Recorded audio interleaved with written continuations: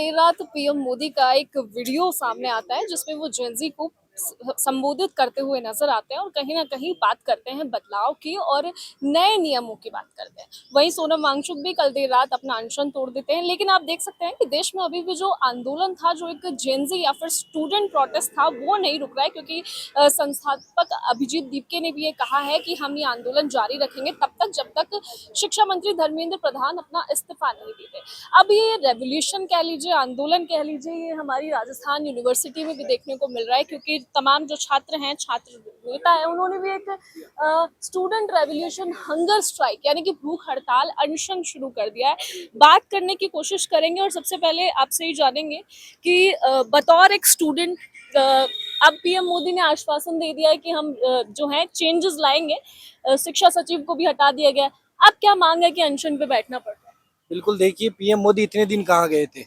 ये धरना, ये आंदोलन पिछले 1 महीने से चल रहे हैं, लेकिन जब उन्होंने देखा कि सिचुएशन बेकाबू हो रही है, युवा इतने जागरूक हो चुके हैं, इतने दिन बहुत पागल बना लिया युवाओं को कि हम युवाओं के लिए रोजगार लाएंगे, हम युवाओं का भविष्य अंधकार में नहीं जाने देंगे। लेकिन आज नेपाल में जिस तरह के हालात जेएनजी जनरेशन ने पैदा किए थे, उसी प्रकार से हमारे देश में जेएनजी जनरेशन है जो खुलकर सामने आ रही है। हर एक युवा सड़कों पर आंदोलन कर रहा है, तो कहीं ना कहीं युवा इतने जागरूक हो चुके हैं और ये बात प्रधानमंत्री जी को समझ आ चुकी है। इसलिए अब बहाने मार रहे हैं कि हमने एक कमेटी गठित की है, जल्दी कार्रवाई करेगी। आप सीधा धर्मेंद्र प्रधान जी को रिजाइन करने के लिए बोलिए कि हमने धर्मेंद्र प्रधान जी का इस्तीफा युवाओं के हाथ में सौंपा है, अगर इन्होंने गलती की है और आगे से अगर कोई ऐसी कार्रवाई करेगा तो उसके साथ ही ऐसा किया जाएगा। तब युवा, देश का युवा ये मानेगा कि हाँ, प्रधानमंत्री जी ने युवाओं की बात सुनी है। तब तक ये युवा आंदोलन करता रहेगा। आमरण अनशन का आज दूसरा दिन है।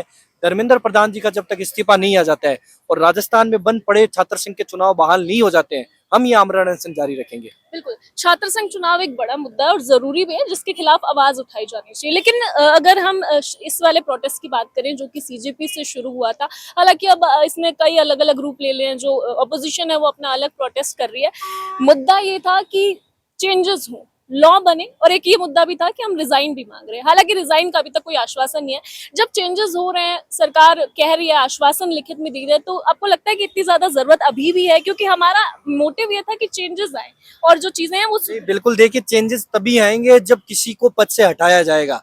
फिर आगे आने वाले समय में जो भी एजुकेशन मिनिस्टर आएगा, उनके कहीं ना कहीं मन में ये डर रहेगा कि पिछली बार पेपर लीक हुआ था तो युवाओं ने धर्मेंद्र प्रधान का इस्तीफा मांगा था और इस्तीफा देना पड़ा। तो पेपर लीक जैसी घटनाएं तभी रुक सकती है जब कहीं ना कहीं किसी व्यक्ति का रिजिग्नेशन आएगा युवाओं के सामने। एक और सवाल रहेगा, क्योंकि आप कह रहे हैं कि ठीक है, जो चीजें हैं उनका हम सम्मान करते हैं, जो चीजें चेंजेस होंगे वो भी अच्छी बात है, लेकिन रेजिग्नेशन बहुत जरूरी था धर्मेंद्र प्रधान का। तो अभी हम ये मान सकते हैं कि जेनजी अभी थमा नहीं है, रेजिग्नेशन लेके बिल्कुल, रेजिग्नेशन लेके ही यहाँ से उठेगा और अगर जल्द से जल्द रिजाइन नहीं करते हैं तो पूरे देश में ये आंदोलन होगा। और जयपुर राजधानी का जिम्मा हम लोगों ने उठाया है। विधानसभा यहाँ से 1 किलोमीटर दूर ही नहीं है। जल्दी सत्र चालू होने वाला है। विधानसभा में घुसने का काम यहाँ की युवा और जेएनजी जनरेशन करेगी। तो ये कह सकते हैं कि अब दिल्ली के बाद यहाँ पे भी संसद, ये विधानसभा मार्च होने वाला है। बिल्कुल, जल्द से जल्द ये मार्च आपको देखने को राजस्थान में मिलेगा। आगे और क्या कुछ रणनीति है? आज से आपने ये भूख हड़ताल शुरू की है और कितने लोग यहाँ पर अनशन में बैठे? बिल्कुल, देखिए मैं खुद अकेला आमरण अनशन पर बैठा हूँ और तमाम जो युवा साथी हैं वो कहीं ना कहीं इसके सपोर्ट में है। और आने वाले समय में आप देखिए, अगर जल्द से जल्द धर्मेंद्र प्रधान इस्तीफा नहीं देते हैं तो विधानसभा का मार्च देख लीजिए। या जो मदन राठौर जी ये बात कह रहे हैं कि ये भाड़े के टट्टू हैं, तो उन सबको घेरने का काम राजस्थान के युवा करेंगे। आप निकलो घर से बाहर, भाड़े के टट्टू आपको हर जगह मिलेंगे, क्योंकि ये तो भाड़े के टट्टू हैं। कहीं ना कहीं आपको मिलेंगे, हर गली गोचरे में भाड़े के टट्टू आपको मिलेंगे। आप आइए किसी कार्यक्रम में, ये भाड़े के टट्टू आपको मिलेंगे। आपका स्वागत भी ये भाड़े के टट्टू ही करेंगे, लेकिन स्वागत करने का तरीका इस बार अलग होगा। क्या तरीका अपनाने वाले? वो देखिएगा आप, आने वाले समय में इनको जवाब जिस तरह इन्होंने हमें भाड़े के टट्टू कहा है, उसी तरह इनको जवाब दिया जाएगा। चलिए कुछ फीमेल से भी बात कर लेते हैं, क्योंकि अच्छा, फीमेल से भी बात करेंगे। अभी जंतर मंतर की तस्वीरें हम सभी ने देखी है, फीमेल्स के साथ किस तरह का बर्ताव किया गया, वो भी किसी से छुपा हुआ नहीं है। एज अ फीमेल क्या कहने वाली हैं ये जो आज कंट्री में चल रहा है? आपने भी देखा होगा वो सीन, वो क्लिप्स बाहर आई हैं जिसमें जो वुमेन है उनके पीछे जाकर डंडों से किस तरीके से उनके साथ व्यवहार किया गया है, बहुत गलत है। वो देखकर जो एक फीमेल ने फील किया है, फीमेल क्या मेल भी, जो हमारी जेनजी जनरेशन है, सबने कुछ फील किया है। सबने महसूस किया कि कितना गलत हो रहा है देश में। इनके लिए हम एक्शंस लेंगे। आज तक हम निकले नहीं थे, राजस्थान में अभी कुछ हो नहीं रहा था, अब राजस्थान भी है इसके सपोर्ट में। आगे क्योंकि अभी फीमेल्स भी काफी ज्यादा हम कह सकते हैं कि लीड करती हुई नजर आ रही है। वैसे एक कमेटी में या फिर सीजेपी में नहीं, सीजेपी को आप सपोर्ट करती है या आपका इंडिविजुअल ये चलने वाला है, उनसे अलाइंड है? हम स्टूडेंट्स को सपोर्ट करते हैं, हमारा किसी भी पॉलिटिकल पार्टी से कोई लेना देना नहीं है, ना ही वो सीजेपी है, ना ही वो आम आदमी पार्टी है, ना ही वो बीजेपी है, ना ही कोई पार्टी है। हमें बस स्टूडेंट्स की राइट्स चाहिए। एक और चीज पूछना चाहूंगी, अभी सोशल मीडिया पर और कई सारे ऑफिशियल्स ने भी इस तरह के स्टेटमेंट सामने आए हैं कि जो बच्चे हैं जो जंतर मंतर पर प्रोटेस्ट कर रहे हैं, दंगाई है, दहशतगर्दों का जो है ये प्रोटेस्ट है, किस तरह से क्या कहेंगी? 30 दिन से, 1 महीने से ये प्रोटेस्ट चल रहा है, काफी शांति से चल रहा था, आप भी जानते हैं।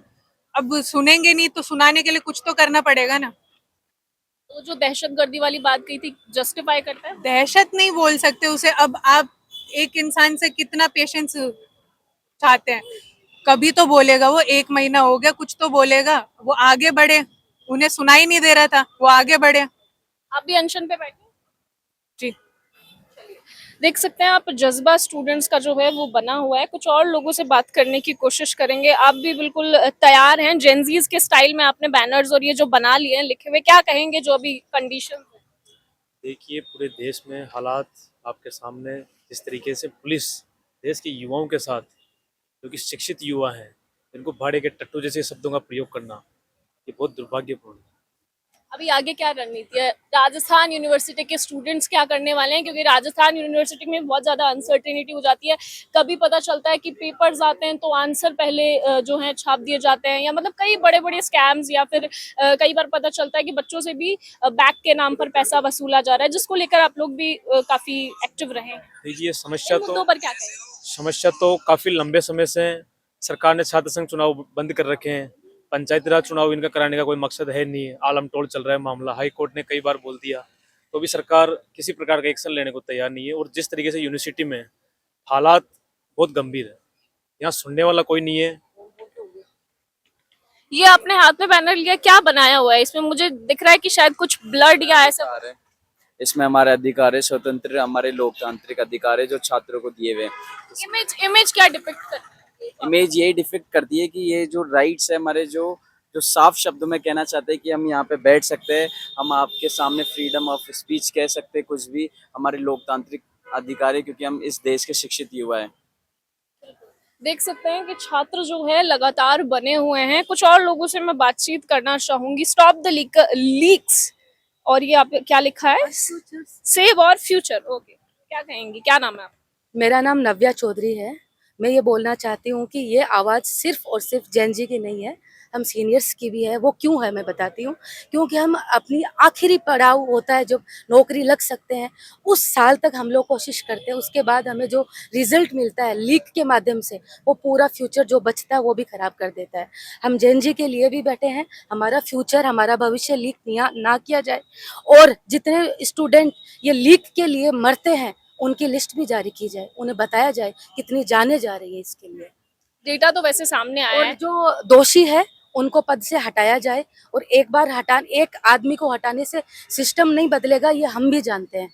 सिस्टम को पूरे को बदलना पड़ेगा, सारी मांगे माननी पड़ेगी। हमारी कोई एक मांग नहीं है, पूरा युवा भारत का खड़ा है, एक साथ खड़ा है, हर क्षेत्र से अपने लिए खड़ा है और एकजुट होके उस जगह भी जाएंगे जिसके लिए हमसे मांग की जा रही है कि तुम दिल्ली क्यों नहीं जाते, तुम क्यों नहीं जाते। दिल्ली जाने की एक भी दिन जरूर जाएंगे अगर स्वीकृति नहीं मिली प्रशासन से, हमारे सेंटर से। तो जैसा कि आपने देखा और सुना कि स्टूडेंट्स अब राजस्थान यूनिवर्सिटी के भी एक्टिव हो गए हैं। एक देख सकते हैं कि जागरूकता या फिर कहें कि मोड ऑफ एक्शन शुरू हो चुका है। भूख हड़ताल, जो एक आमरण अनशन है, वो शुरू कर दिया। और 3 वर्ड्स यहाँ पर लिखे गए हैं, जस्टिस, इक्वालिटी एंड चेंज, यानी कि न्याय मिले, बराबरी मिले, और उसके बाद चेंज की भी जरूरत है, हमें सुधार की भी जरूरत है। क्योंकि जब तक सुधार नहीं होगा ये चीजें इस तरह से चलती रहेगी, जो कि लगातार 2 साल से नीट का पेपर लीक भी हो रहा है। सोचिए, एक जो पूर्व सीजेआई है उनके गवर्नमेंट से एक आंदोलन शुरू होता है, सीजेपी कॉकरोच जनता पार्टी, उसके बाद नीट का मुद्दा सामने आता है, कई सारे बच्चे अपनी जान देते हैं और अब ये रेवोल्यूशन इतना बड़ा हो चुका है